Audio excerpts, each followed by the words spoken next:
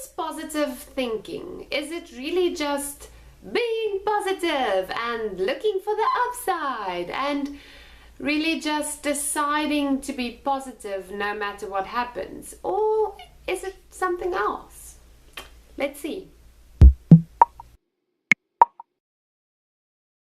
Hi everyone, and welcome back to The Upside, the channel where we give you the courage to look for the upside of life's challenges and to share your discoveries with others.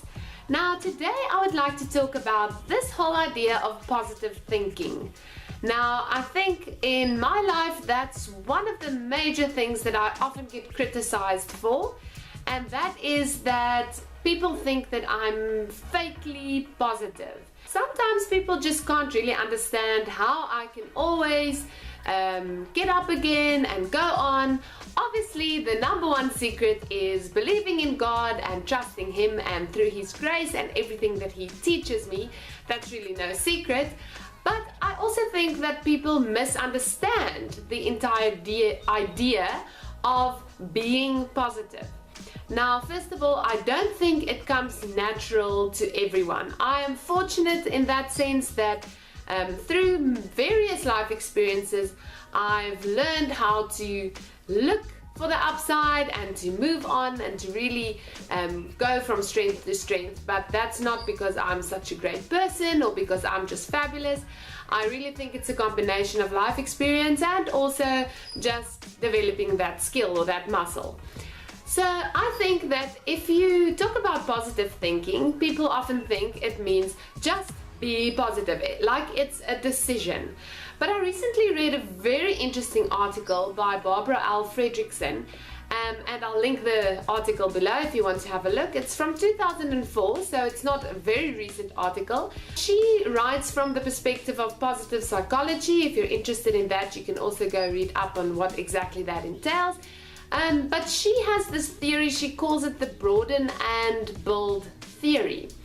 And what it's really about is not about being positive, and if there's a situation, if life, throws you a challenge, just to decide, no, I'm not going to be sad that my uncle died, or that I can't have children, or that I can't find anyone to marry. I'm just going to be happy. Yes, there's probably some truth in that, and to a degree it is a decision, but this theory is really about having experiences where you have positive thoughts. And she really talks about the impact that positive thinking has on your skills. Now, the way in which I discovered this article was actually via a different article from the Huffington Post, and I'll link that below as well. And the author there explained this in a very interesting way. So he describes this story about being in a forest, and then all of a sudden there's a tiger. Okay, we're in Africa, so let's say there's a lion. If you are scared and anxious and stressed, or you experience the negative emotion of fear, your options of what you will consider to do next will be very limited. So probably it will be run or freeze, like one of those two things. Where if you have positive emotions and you experience positive feelings, her theory says that you actually have more possibilities available. So if you experience intrigue, or if you see this lion and you don't feel threatened, or you don't necessarily only experience fear, you might think of different options. So maybe just walk away slowly, maybe you can climb a tree, maybe there's other things that can distract the lion, or whatever the case may be. I'm filling in the gaps here. What she says is that positive thinking really has an impact on your life skills. And not only momentarily, but over the long run, it can actually help you to survive longer, to live longer. They go on to mention a few examples, like a child that loves playing outside. So this child is experiencing positive emotions. So he's happy, so let's say happiness or joy. He goes outside, he climbs a tree, he makes a friend, he runs across a stream over some rocks. So the theory then says that because he experiences joy, or because he does something that he enjoys, other skills can also develop, like having the ability to climb a tree, or you become much more fit because you are running outside. Also interpersonal skills, like you are making friends. So in his article in the Huffington Post, they also say that what then can actually happen is this child can maybe one day become an athlete, or maybe go into marketing and develop, human or interpersonal communication skills, and actually experiencing that positive thought or emotion, which was joy, then caused him to develop various other skills that he can use in the long run.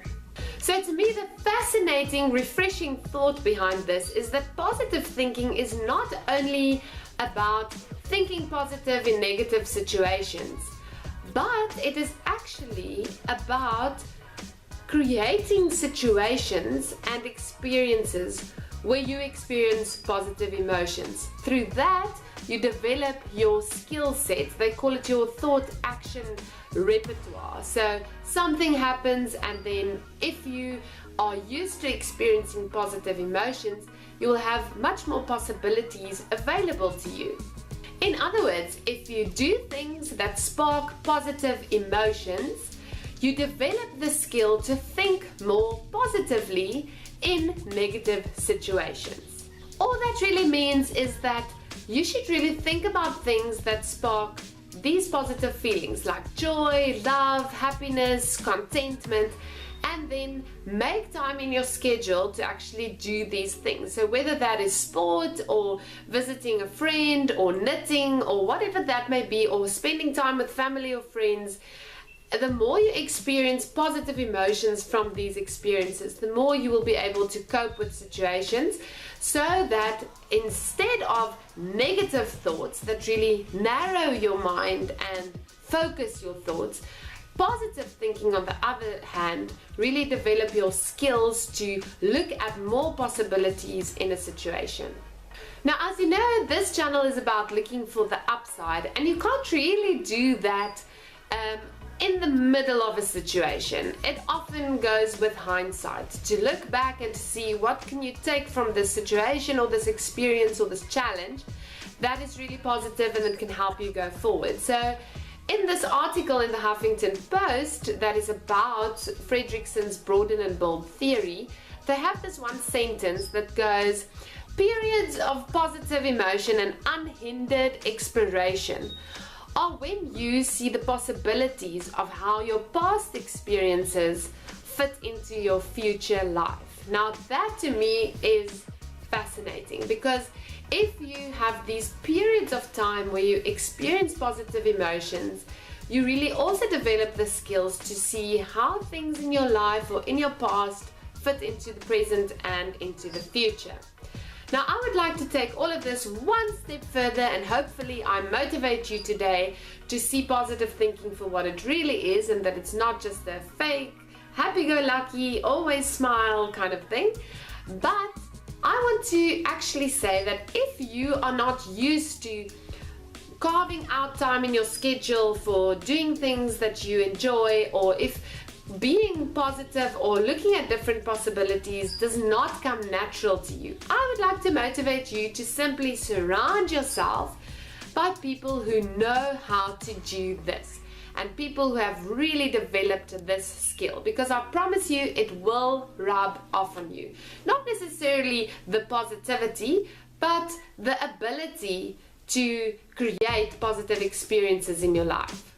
The question I have for you today is maybe not the easiest one, and that is, what do you do in your life that spark these positive emotions and feelings? So maybe a hobby, maybe a way of thinking, but the most important part of the question is, and how do you think this develops certain skills? So think hard and long about that and leave a comment down below. I can't wait to see your responses. Thank you guys for watching, and don't forget to subscribe.